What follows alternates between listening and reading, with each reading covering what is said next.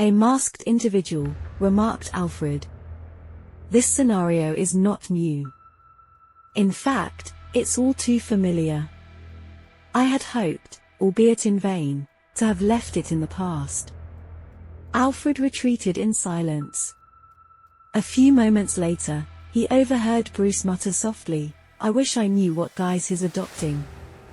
Responding, perhaps too faintly for Bruce to hear, Alfred said, "Gotham has seen its share of deranged individuals. I never imagined there was space for more." With that, Alfred exited the Batcave, leaving Batman to his investigations. Chapter 2: Return to Arkham. Shortly after, Bruce ascended to the kitchen, where Alfred was engaged in preparing lunch. Observing Bruce's attire, noticeably more polished than usual for a home meal, Alfred surmised that Bruce had plans to go out. While part of Alfred hoped it was for leisure, such optimism was unfounded. "I presume you won't be dining here, Master Bruce?" "Unfortunately, no, Alfred, though the tempting aroma here could easily sway my decision. I've chosen to pay a visit to Arkham. If there's any place familiar with masked criminals, it's there.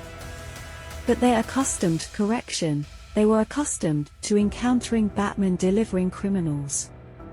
They might not know what information to share with Bruce Wayne." "You're correct, Alfred. However, Wayne Enterprises has consistently provided substantial funding to Arkham throughout the years, and that commitment endures. Hence, it's still plausible for someone to personally verify matters and pose a few inquiries." "As you wish, Master Bruce. I'll contact the Arkham director and inform him of your impending visit.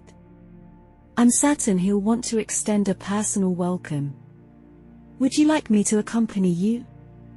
"No need, I've opted for a solitary drive." "Very well. Should I prepare the Rolls-Royce or your new Lamborghini Revuelto?" "Surprise me.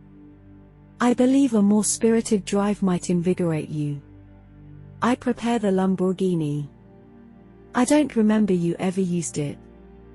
"Actually, I haven't even seen it." "You should distinguish it easily enough from the Rolls-Royce. The one is black, the other is not," Alfred said in a joking tone. "Should I have any difficulty recognizing them, I'll call you," Bruce replied in an equally joking tone. Upon reaching Arkham, Bruce received a courteous welcome and was escorted to meet the director. This encounter marked their first meeting, at least from the perspective of the director, who expressed surprise at the sudden visit. It was the initial occasion on which he saw Bruce Wayne. He could not know that this was the same person he had faced several times before, but as Batman. To Bruce, Arkham had always seemed more like a repository of eccentric beings expelled by society than a conventional prison. Recollections of the asylum haunted him, the ceaseless screams, maniacal laughter reverberating through the corridors, and the unnerving gazes of the inmates, an experience unparalleled elsewhere. The director delved into statistics, emphasizing the diminishing crime rates and the efficacy of Arkham's rehabilitation system, information appealing to potential investors or financiers. But Bruce was not there for that. He decided not to reveal his true intentions, so he simply said, "The Wayne Enterprise is very grateful for the work done here in Arkham, which contributes to safety on the streets of Gotham. And to ensure that this can continue, we are willing to increase our investment in Arkham's infrastructure." "I'm very pleased about that," said the director. Bruce then asserted, "Our foremost priority is, of course, to prevent any inmate from escaping and unleashing their madness and desire for revenge on the streets of Gotham. Have any breakouts occurred here recently?" Obviously, Bruce's purpose was to find out whether the masked man might be from Arkham itself, so that his eventual identity could perhaps be traced. The director conveyed, "I'm pleased to inform you that the last escape occurred 8 years ago, and the culprit was promptly apprehended." This information indicated that the recent actor in question had not escaped from Arkham. In all likelihood, they were not even documented, a completely unknown figure, potentially adopting a new identity concealed behind an unidentified mask. Then Bruce asked about some of the criminals he had helped capture in the guise of Batman. Finally, no useful information came out of the conversation. Batman's name was never mentioned. Bruce found himself unsure whether to feel gratified or somewhat disheartened. Apparently, Gotham City's justice system seemed to function without him. On his way back to Wayne Manor, Bruce received a completely unexpected call from Alfred, who seemed noticeably concerned. Master Bruce, return to Wayne Manor as soon as possible. There's news regarding the Masked Man. Chapter 3, Batman Resurrects. Returning to Wayne Manor, Bruce could not find Alfred anywhere. He was about to call him, but a strange feeling directed him to a specific place in the house. A place which he himself knew all too well, but which in recent years had been the last place where to suspect Alfred's presence, the Batcave. In fact, once downstairs, he found him sitting in front of the desk and with all the monitors turned on, where Bruce himself had been doing his research recently. Alfred, I certainly didn't expect to find you here.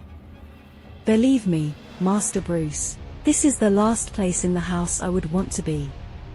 But at least when I'm here, I'm sure you're not taking the Batmobile to go somewhere, he had replied in only a seemingly joking tone. Would I have a reason? Asked Bruce, alluding to the research Alfred was doing.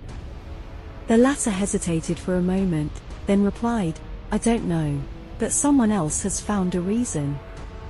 Bruce did not understand the meaning of the reply, then he approached Alfred. Look here, Master Bruce, I have analyzed all the places where sightings of the Masked Man have been reported. In particular, I analyzed various surveillance cameras in the proximity of the locations until I found a particular image, albeit a very vague one. Actually, it is little more than a shadow. But by enlarging the image and making it clearer, I found out what the one depositing the bombs is masked by. From what, Alfred? From Batman. And as I kept looking, I came across this other surveillance camera. Look what? Bruce interjected, exclaiming, the Batmobile. But, it's not. Alfred concluded the sentence, it's not the real Batmobile. In fact, it's a pretty rough imitation of it, at least for those who know the real Batmobile. To an unsuspecting observer catching a glimpse of it speeding through the night, it could easily look like the real one. Especially to passers-by who have not seen the real one for at least a decade, or even never. But should this become public knowledge, we can imagine very well what the news would be. Bruce continued, yeah, Batman is back, cruising around with a less impressive car, and now he's scattering bombs across Gotham. But at least, they don't detonate. Alfred continued his analysis, it may simply be the work of a mythomaniac. But everything he does seems to be calculated to have exactly this effect. I'm afraid we don't have time to wonder what the point of it all is. We will have to act before we find out. You are right, Alfred. Maybe I'm wrong, but looking closely at that Batmobile, it's like, I don't know how to describe it, but it looks like the work of someone who saw it once in passing, years ago in fact, and tried to reconstruct it from memory. That could indeed be the case, responded Alfred and continued, we must assume that he intended to be identified in precisely this manner. Whatever he undertakes, he is consistently one step ahead of us. Our primary should be to reverse this as soon as possible. Bruce inquired, what's the next likely target? Where might he strike next? Which place in Gotham City is most vulnerable? Alfred replied, it's not a location, but an event. Tomorrow morning, the new mayor's inaugural address is scheduled. The event will take place in Gotham Plaza, and it's expected to draw an enormous crowd. The citizens hold high expectations for the new mayor. Bruce commented, the same was anticipated for previous mayors, yet in the end, they all proved to be alike corruptible, beholden to the influential, be they corporations or criminals. Alfred reiterated, nevertheless, if we extinguish people's hope for change, the city is bound to decline. Although they may be disillusioned by reality once again, it's crucial that people retain a means to express their hopes directly, a chance to decide, or at least the illusion of hope, such as through a vote. Bruce acknowledged, you're right, Alfred. What should we do? Alfred had already devised a plan. Wayne Enterprise owns an old building right in Gotham Plaza. Tonight, I will secretly relocate the Batmobile to a section of the underground garage inaccessible to others. Tomorrow, during the inauguration speech, Batman, the real Batman, will be ready to act, should the need arise. Bruce and Alfred looked into each other's eyes. Bruce said, I hope the Batsuit still fits. You have by no means gained weight over the years, despite the great food I prepare for you every day. And Bruce, speaking of great food, I skipped lunch today, I wouldn't want to skip dinner too. And Alfred replied, the same lunch, reheated, will provide an excellent dinner. And Bruce, I look forward to it.